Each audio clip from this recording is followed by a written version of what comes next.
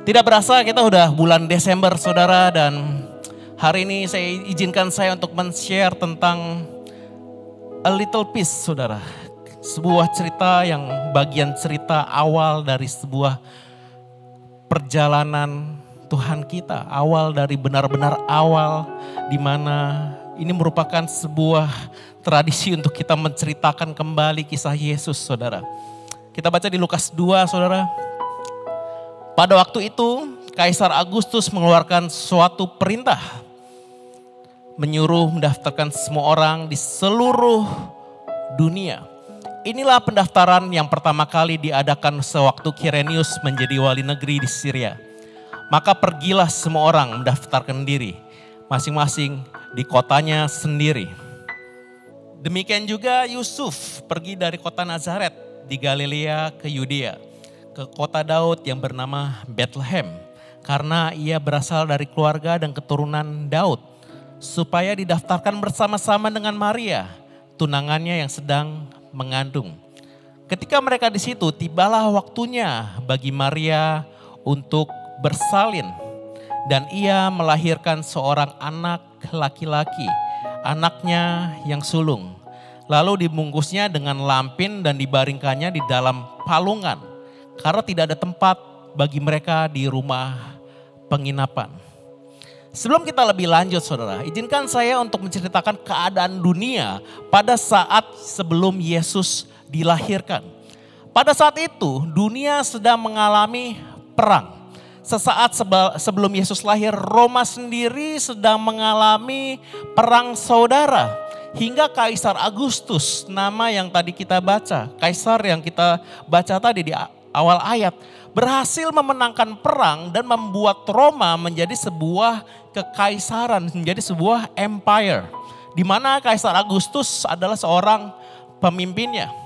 Kaisar Agustus adalah cucu keponakan dari Julius Kaisar. Tapi gak berhenti sampai di situ kekacauannya saudara. Roma saat itu juga melakukan ekspansi untuk berusaha menguasai negara-negara di seluruh dunia. Jadi pada saat itu Kaisar Agustus berperang melawan Mesir, negara-negara di Afrika, negara-negara di Eropa Tengah, Dalmasia, Pannonia, Noricum dan lain-lain, Jermania juga. Negara-negara di Eropa Barat, Hispania yang sekarang adalah Spanyol. Jadi perang terjadi di seluruh dunia pada saat itu. Keadaan yang ada pada saat itu adalah masa-masa perang, masa-masa chaos, masa di mana tidak ada damai sejahtera sama sekali akibat dari perang. Administrasi dan proteksi negara hancur, nggak bisa berjalan dan tidak bisa berfungsi. Termasuk salah satunya adalah Roma, mereka mencoba untuk bangkit saudara. Penjara ada di setiap jalan pada saat malam hari. Banyak dari traveler saudara, mereka diculik dan dijual sebagai budak. Perdagangan berhenti. Nilai dari properti hancur. Kalau sekarang nilai kripto yang hancur mungkin. Moral orang-orang menjadi begitu jahat saudara. Mental mereka juga hancur. Banyak terjadi perceraian, pelacuran, dan aborsi pada saat itu. Ekonomi sebagian besar orang hancur pada saat itu. Dan keadaan sangat kacau pada saat itu. Dan mereka harus membayar pajak yang begitu tinggi. Itulah yang terjadi saudara pada saat sebelum Yesus lahir. Lalu di saat yang hancur saudara, di Lukas 2 ayat 8 sampai 14. Boleh kita buka? Di daerah itu ada gembala-gembala yang tinggal di padang, menjaga kawanan ternak mereka pada waktu malam. Tiba-tiba berdirilah seorang malaikat Tuhan di dekat mereka. Dan kemuliaan Tuhan bersinar meliputi mereka dan mereka sangat ketakutan. Lalu kata malaikat itu kepada mereka, "Jangan takut, Sebab sesungguhnya aku memberitakan kepadamu kesukaan besar untuk seluruh bangsa. Hari ini telah lahir bagimu juru selamat, yaitu Kristus, Tuhan di kota Daud. Dan inilah tandanya bagimu, kamu akan menjumpai seorang bayi dibungkus dengan lampin dan terbaring dalam palungan. Dan tiba-tiba tampaklah bersama-sama dengan malaikat itu sejumlah besar bala tentara surga yang memuji Allah. Katanya, kemuliaan bagi Allah di tempat yang maha tinggi, dan damai sejahtera di bumi. Bahasa Inggrisnya peace on earth. Ada damai di bumi di antara manusia yang berkenan kepadanya. Di saat yang sudah hancur saudara, lalu tiba-tiba seorang malaikat datang kepada gembala. Malaikat itu berkata, damai sejahtera di bumi. Damai sejahtera di bumi, peace on earth. Tapi pada kenyataannya saudara, tetap ada chaos, tetap ada kekacauan di bumi. Tetap ada ekonomi yang hancur, tetap ada perampok di pinggir jalan. Tetap ada kemiskinan, tetap ada perang. Terlebih lagi, sesaat setelah Yesus lahir, ada sebuah cerita yang begitu kacau, begitu jahat setelah Yesus lahir. Di Matius 2 ayat 16. Kita baca saudara. Ketika Herodes tahu, seorang raja, bahwa ia telah diperdayakan oleh orang-orang Majus itu, ia sangat marah. Lalu ia menyuruh membunuh semua anak di Bethlehem dan sekitarnya, yaitu anak-anak yang berumur 2 tahun ke bawah, sesuai dengan waktu yang dapat diketahuinya dari orang-orang Majus itu. Bukannya tambah ada kedamaian, padahal malaikat itu berkata, damai sejahtera di bumi. Tapi pada kenyataannya justru malah ada kekacauan lagi. Ada seorang raja yang ingin membunuh bayi Yesus. Saking dia ingin membunuhnya, sampai-sampai dia membunuh semua anak di Bethlehem dan sekitarnya. Herodes adalah seorang raja boneka yang ditunjuk oleh Roma, saudara. Dia orang yang haus kekuasaan. Dia orang yang membebankan pajak yang tinggi kepada orang-orang Yahudi. Menurut sejarah dia bahkan membunuh ibu, istri dan anak-anaknya sendiri. Bahkan Kaisar Agustus, pemimpin tertinggi di bumi pada saat itu, pernah berkata, lebih baik menjadi ternaknya Herodes ketimbang menjadi anaknya Herodes, saking jahatnya. Itulah yang terjadi saudara pada saat Yesus dilahirkan. Di mana malaikat pernah menjanjikan kedamaian, tapi yang terjadi malah kekacauan, perang, penindasan, pembunuhan. Tapi seakan-akan Tuhan ingin bicara satu hal di sini saudara. Kekacauan di seluruh dunia, perang di seluruh dunia, raja yang mempunyai kuasa yang jahat tidak mampu menggagalkan kehadiran Yesus. Tidak mampu menyentuh bayi Yesus. Tidak mampu membatalkan hadirnya seorang raja damai. Bahwa the worst moment saudara. The worst moment in the world cannot take away the perfect peace. Keadaan yang terburuk di dunia tidak bisa menggagalkan kehadiran seorang raja damai. Keadaan yang paling kacau yang ada di dunia tidak dapat menggagalkan kedamaian. Itulah Tuhan kita saudara. Yang artinya apa saudara? Ketika malaikat itu berkata damai sejahtera di bumi. Bukan berarti seketika juga itu kekacauan hilang. Bukan berarti gak ada perang. Bukan berarti gak akan ada lagi kemiskinan. Bukan gak ada lagi kelaparan. Bukan gak ada lagi orang-orang jahat. Kekacauan tetap ada. Kalau di awal malaikat pernah bicara tentang damai saudara. Tapi di penghujung sesaat Yesus sebelum disalib. Setelah Yesus membasuh kaki para muridnya saudara. Yesus bicara lagi tentang damai sejahtera, saudara. Di awal malaikat memulai dengan kata damai. Sebelum Yesus lahir dimulai dengan damai. Sebelum Yesus wafat, sebelum Yesus disalib, Yesus tutup lagi dengan satu kata lagi. Yohanes 16 ayat 33. Semua itu kukatakan kepadamu, supaya kamu beroleh damai sejahtera dalam aku. Dalam dunia kamu menderita penganiayaan. Penganiayaan dalam bahasa aslinya adalah pressure, saudara. Tapi kuatkanlah hatimu, aku telah mengalahkan dunia. Kata penganiayaan dalam bahasa aslinya mempunyai arti kata pressure. Mungkin kita gak harus sampai mengalami yang namanya penganiayaan, saudara.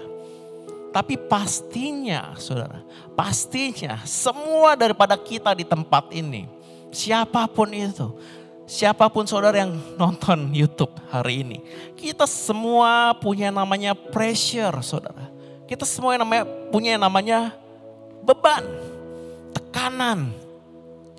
Kita tertekan dengan keadaan finansial kita. Kita tertekan dengan keadaan hubungan relationship kita. Kita tertekan akan kebutuhan keluarga kita, saudara. Kita tertekan dengan mungkin status kita, saudara. Ya mungkin hari ini saudara masih single. Kita tertekan, kita terbeban. Dan perhatikan ayat tadi, saudara.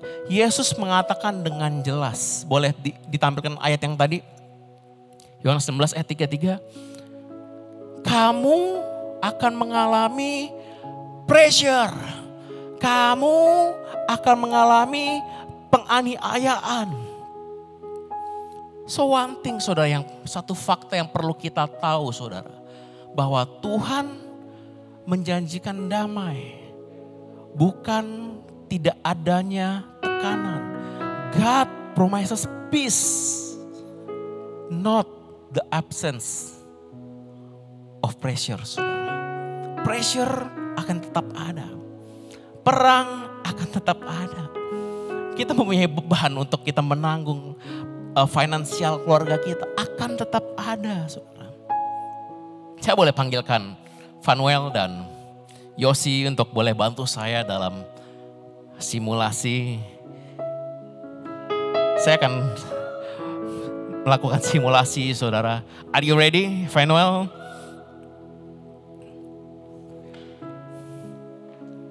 Mungkin di sini aja, gak apa-apa sih. Boleh ambil yang itu, satu dulu. Dan inilah beban kita, saudara. Inilah beban kita. Awal kita lulus kuliah, saudara. Hidup kita bebannya ringan. Awal kita masih sekolah mungkin. Kita hidup tanpa beban, saudara. Kita hidup masih kuat? Masih lah ya. Masih kuat ya. Oke, 100 kali dulu. Enggak. Mungkin kita hidup enggak banyak tuntutan, saudara. Dan kita bisa mengangkat beban ini dengan sangat mudah, saudara. Tapi seiring berjalannya waktu, saudara. Boleh diambilkan? Seiring berjalannya waktu, seiring berjalannya umur. Ada beban yang kita tambahkan. Yang kita dapatkan, saudara.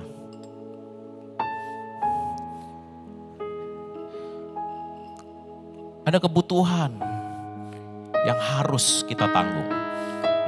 Ada biaya sekolah yang harus kita tanggung. Orang tua Anda berharap Anda sukses. Keluarga Anda berharap Anda sukses. Anda melihat sekeliling. Udah capek? Lumayan. Anda melihat sekeliling Anda. Ya pelan-pelan aja. Oke, ganti tangan. Anda melihat sekeliling Anda yang lain pada sukses. Tapi Anda terus, bebannya tambah berat. Dah istirahat dulu. Boleh tambahkan lagi bebannya? Are you ready? Dan suatu hari, saudara.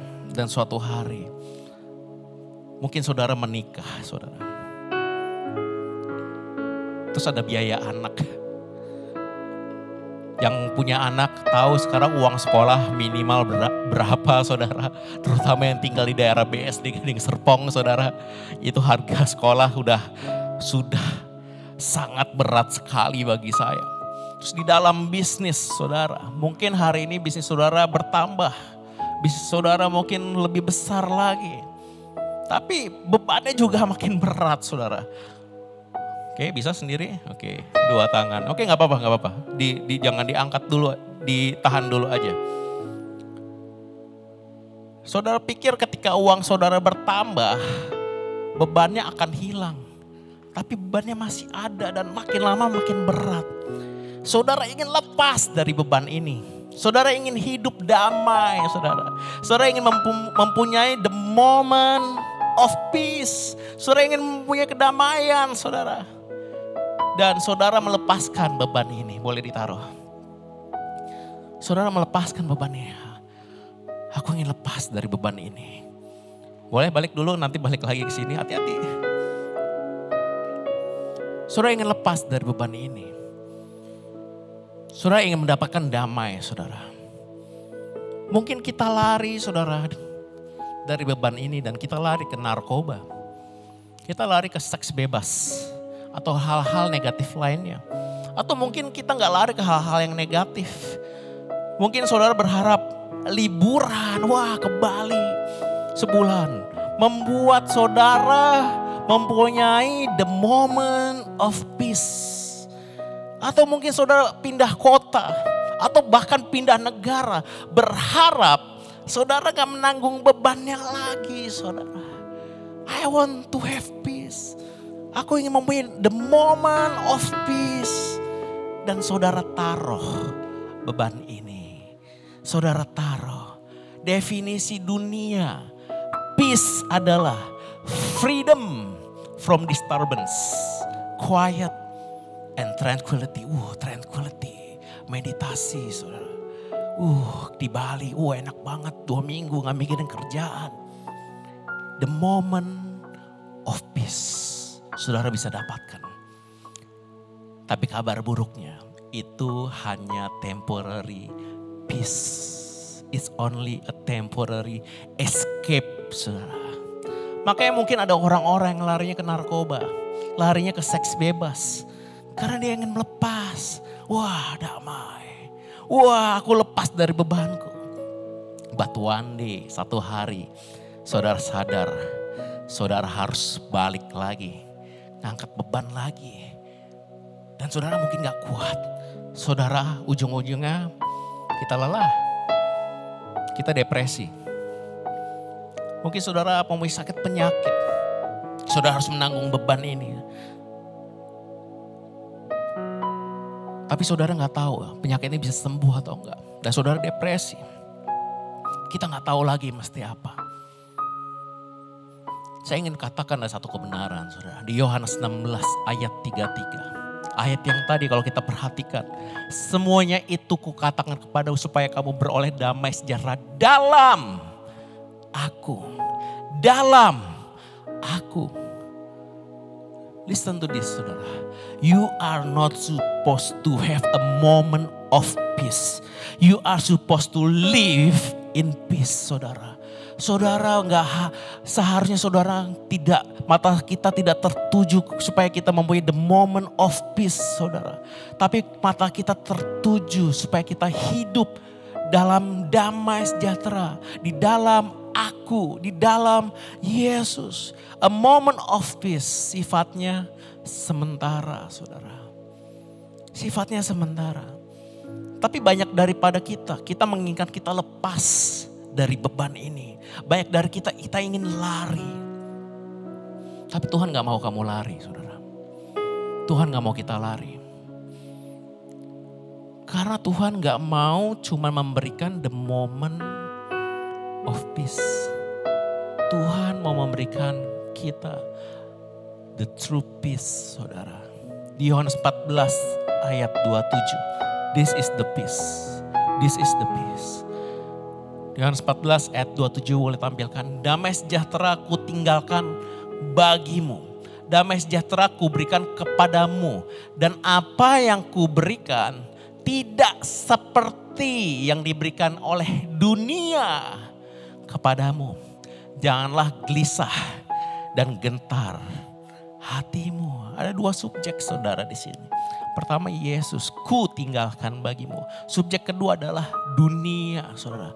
Ada damai sejahtera yang berasal dari dunia. Ada damai sejahtera yang berasal dari Yesus, saudara. Tapi bagaimana caranya? Tapi apa itu damai sejahtera menurut Tuhan? Apa bedanya? Di Yohanes 14 ayat 16, saudara. Yesus pernah berkata seperti ini. Aku akan minta kepada Bapa dan Ia akan memberikan kepadamu seorang penolong yang lain. Supaya Ia menyertai kamu selama-lamanya. Yaitu roh kebenaran. Dunia, subjek kedua ingat saudara. Tidak dapat menerima dia saudara.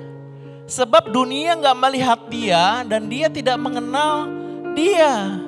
Tapi kamu mengenal dia. Sebab ia menyertai kamu dan akan diam di dalam kamu. He live with you now and later will be in you. Apa definisi damai sejahtera menurut Tuhan? Cuma satu saudara. It's the Holy Spirit. Roh Kudus. Definisi damai sejahtera adalah Roh Kudus. Perhatikan kata ini saudara. Sebab ia menyertai kamu dan diam di dalam kamu. Bahasa Inggrisnya he live with you now. Yesus sedang berbicara kepada murid-muridnya. Yesus lagi berbicara tentang dirinya. Jadi Yesus berkata kepada murid, dia tinggal bersama kamu sekarang. Yang artinya pada saat itu Yesus sedang tinggal bersama dengan murid-muridnya. Tapi nanti dia akan tinggal di dalam kamu. Yang artinya apa?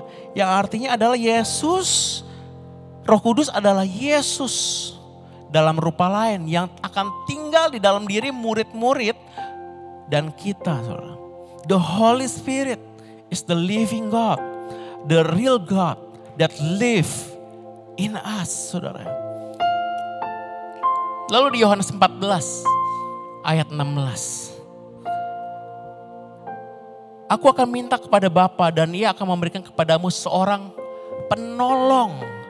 Penolong dalam bahasa asli adalah advokat, saudara, dalam bahasa Inggrisnya. Yang dalam bahasa aslinya berarti parakletos, saudara. Parakletos ini mempunyai fungsi menurut bahasa aslinya adalah to lead into the deeper knowledge and the gospel of truth. And to give them the divine strength. Advokat yang kita punya saudara mempunyai dua fungsi. Membimbing kita ke deeper knowledge, ke pengetahuan yang lebih dalam, ke kebijaksanaan yang lebih dalam. Dan yang kedua adalah to give the divine strength. Inilah yang Tuhan mau. Saudara. Saya boleh panggilkan lagi Vanuel. Vanuel aja, Yosi gak usah.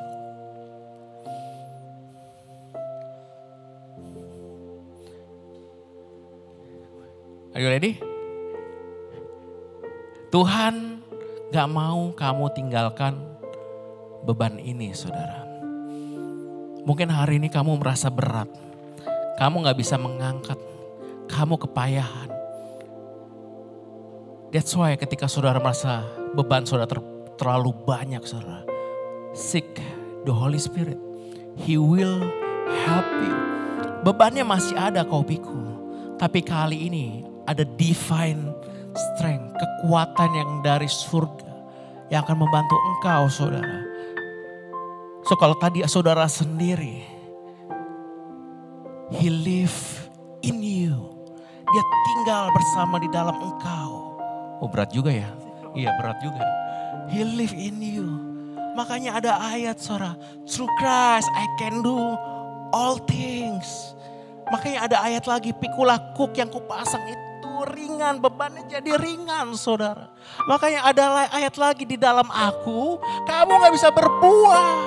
Makanya ada ayat lagi, aku akan memberikan engkau pertumbuhan 10, 20, 30 kali lipat. Oke, saya gak kuat, butuh Roh Kudus yang lebih kuat ini. Oke, boleh ditaruh.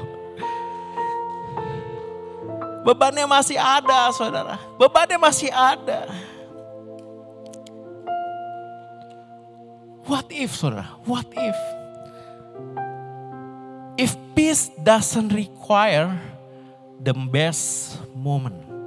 Coba bayangkan saudara, apabila rasa damai itu gak butuh keadaan yang baik. Gak butuh di mana saudara gak harus ada beban saudara.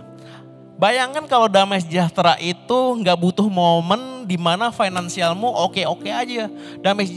Bayangkan kalau damai sejahtera itu gak membutuhkan kita untuk kita menjadi kaya saudara. Bayangkan kalau damai sejahtera itu gak butuh momen di mana kamu gak ada masalah. Karena inilah damai sejahtera yang Tuhan mau saudara, yang Tuhan maksudkan. Karena damai sejahtera gak butuh momen terbaik. Karena damai sejahtera justru bekerja di momen yang terburuk saudara. The perfect peace doesn't require the perfect moment. The perfect peace perform in the worst moment saudara. Ingat pada saat Yesus menyuruh badai berhenti saudara. Ada saatnya Yesus membuat mukjizat badai berhenti. Tapi ada saatnya juga Yesus menyuruh Petrus berjalan di atas air saudara. So Tuhan kamu tinggalkan bebanmu saudara. Dia akan tolong kamu dan dia akan buktikan saudara. Dia akan membuat kau berjalan di atas air saudara. Karena Roh Kudus yang memampukan kamu. Ingat ayat yang 1 Korintus 13 yang berkata beban-bebanmu, pencobaan-pencobaanmu tidak akan melebihi kemampuan kita. Karena Tuhan sudah menaruh penolong. Dan hari ini saudara, Tuhan mau tolong kamu. Tuhan cuma gak mau bebaskan kamu dari masalahnya. Tuhan mau kamu angkat beban itu. Dan Tuhan mau engkau menang. Itulah damai sejahtera saudara. Itulah damai sejahtera. Ketika engkau bisa mengalahkan bebanmu. Ketika engkau bisa mengangkat masalahmu. Dan engkau tetap kuat. Dan engkau tetap merasa damai. Itulah damai sejahtera yang Tuhan mau dalam hidupmu saudara. Tapi Tuhan bantu engkau. Engkau gak usah khawatir saudara. Alasan Tuhan membiarkan masalah adalah karena Tuhan mau kita menjadi kuat saudara. Karena Tuhan tahu Roh Kudus yang akan membuat kita sanggup. Inilah perbedaannya saudara. Kedamaian menurut dunia dan kedamaian menurut Tuhan. Kedamaian yang dunia berikan membuat kita lari dari masalah. Kedamaian yang dari Tuhan memampukan kita menyelesaikan masalah. The peace that the world give make us run from trouble. But the peace that God give enable us to overcome the problem saudara. So, gimana caranya dapat damai sejahtera? Pernah ingat saudara, ini tiba-tiba muncul saudara di kepala saya. Pernah ingat walk out your salvation. Kerjakanlah keselamatanmu. Maksudnya bukan kita bekerja untuk mendapatkan keselamatan. Tapi kita bekerja, kita mengerjakan keselamatan yang sudah diberikan kepada kita. Kalau saudara tanya, what one practical things untuk kita bisa membuat Roh Kudus, damai sejahtera, itu bisa bermanifestasi, bisa begitu nyata dalam hidup kita. Mungkin tanpa sadar, saya juga sudah lakukan ini saudara. Karena saya makan banyak. Karena pekerjaan saya, kayak makan banyak, makan firman Tuhan maksudnya. Dan makan nasi juga of course. Tapi ada satu practical things yang saudara bisa lakukan saudara. Di Yesaya 26 ayat 3 saudara. You will keep in perfect peace all who trust in you. All whose thoughts are fixed on you. Kata fix saudara, kata fix itu mempunyai arti to lean on completely, untuk bersandar penuh, untuk berserah penuh. Katakan ini saudara, ketika saudara mungkin gak kuat saudara. Aku mungkin gak kuat, tapi aku memilih untuk percaya kepadamu Tuhan. Through Christ I can do all things. Bulan lalu saudara, kenapa hari ini saya mau bawakan khotbah ini? Sebulan lalu ketika terakhir saya khotbah, I think that's the worst moment in my life. Karena ada begitu banyak tekanan yang saya alami saudara. Tapi hal itu membuat saya realize one thing, kebaikan Tuhan. Bahwa Tuhan gak mau saya lari dari masalah. Tuhan mau saya menang dari masalah. Tuhan mau kamu menang dari masalah. Tuhan gak mau kamu lari dari masalah. Karena kamu anakku. Karena kamu adalah anakku dan aku ingin kamu menang. Karena ada aku di dalam dirimu saudara. Saya ingin tutup dengan ini, boleh saya panggil tim worship untuk maju. Di Lukas 22 ayat 44. Boleh kita bacakan? Ia sangat ketakutan. Yesus sangat ketakutan. Dan makin bersungguh-sungguh berdoa. Peluhnya menjadi seperti titik-titik darah yang bertetesan ke tanah. Satu-satunya momen di mana Yesus merasakan ketakutan, saudara. Satu-satunya momen di mana Yesus merasakan tekanan yang begitu luar biasa adalah ketika sesaat sebelum dia mau disalib, saudara.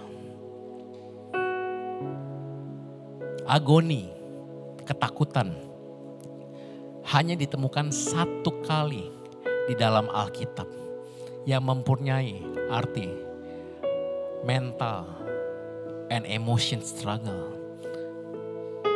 Ketika dia menanggung beban yang sangat berat saudara. Ketika dia tahu bahwa dirinya akan disalib saudara. Dia menanggung beban saya dan saudara. Dia menanggung hidup saudara. Karena dia tahu dia akan mati untuk menebus dosa manusia. Saudara.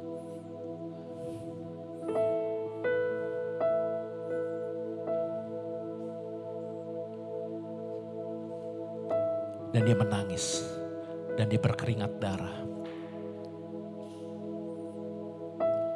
Sama seperti seorang bapa yang akan menanggung anaknya saudara. Dia begitu ketakutan. Mentalnya terserang saudara sebagai seorang manusia. Dikatakan hanya satu kali agoni ditemukan. Karena ini adalah sebuah kata yang begitu dalam, begitu kuat mengartikan sebuah kata ketakutan, saudara. Nggak ditemukan lagi kata ketakutan yang begitu dalam di dalam Alkitab, saudara. Dan dia siap pada saat itu. Dia menanggung dosa umat manusia dari seluruh dunia. Untuk saudara dan untuk saya. Saya tutup di ayat ini saudara. Dengan ayatnya Yohanes 16 ayat 7. Namun benar yang kau katakan ini kepadamu adalah lebih berguna bagi kamu jika aku pergi. Sebab jikalau aku tidak pergi, penghibur itu tidak akan datang kepadamu. Tapi jikalau aku pergi, aku akan mengutus dia kepadamu. Kalau maksud Tuhan seperti apa? Kalau aku gak mati untuk anakku. Kalau aku gak disalib demi kamu. Kalau aku gak mati. Kalau aku gak disalib. Kalau aku gak dipecut. Kalau aku gak menanggung salib ini. Anakku gak akan hidup. Anakku gak akan bisa menanggung beban. Anakku gak akan bisa hidup dengan damai sejahtera. Aku perlu mati. Aku perlu pergi. Supaya anak-anakku hidup. Aku perlu pergi. supaya kamu hidup. Untuk saudara hari ini, kau tidak pernah mendapatkan tidur yang nyenyak selama beberapa minggu ini. Selama berbulan-bulan kau tidak bisa tidur. Karena kau menanggung beban. Di pundakmu ada beban yang begitu kuat. Aku berdoa hari ini, the supernatural things will be happen in your life, saudara. Ada hal-hal yang tidak dari dunia ini akan terjadi dalam hidupmu. Hal-hal yang dari Tuhan, hal-hal supernatural itu boleh terjadi setiap hari di dalam hidupmu, saudara. Aku berdoa bahwa beban mungkin akan ada terus. Tapi hari ini aku berdoa, kau akan kuat. Karena Tuhan yang berkuasa ada di dalam dirimu, membantu engkau. Dan aku berdoa Tuhan, ada damai sejahtera yang sejati. Supaya mereka bisa makan tidur yang nyenyak, saudara. Beban mereka dapat mereka angkat. Bahkan suatu hari Tuhan, beban mereka tidak akan ada artinya dalam hidup mereka. Karena engkau bersama mereka, saudara. Mari angkat dua tanganmu, saudara. Marilah datang kepadaku. Semua engkau yang lelah.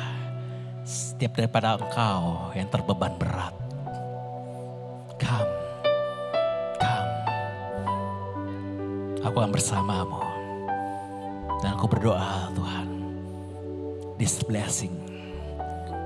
Mungkin bukan berkat untuk menjadi kaya. Mungkin bukan berkat untuk berkecukupan. Tapi ada damai sejahtera yang begitu nyata. The peace is so real dalam hidup mereka. Bahwa damai sejahtera tidak datang dari kekayaan. Gak datang dari dunia. Tapi kami boleh menerima damai sejahtera dan bermanifestasi. In the name of Jesus. Amen. God bless you. See you on next week, saudara. See you.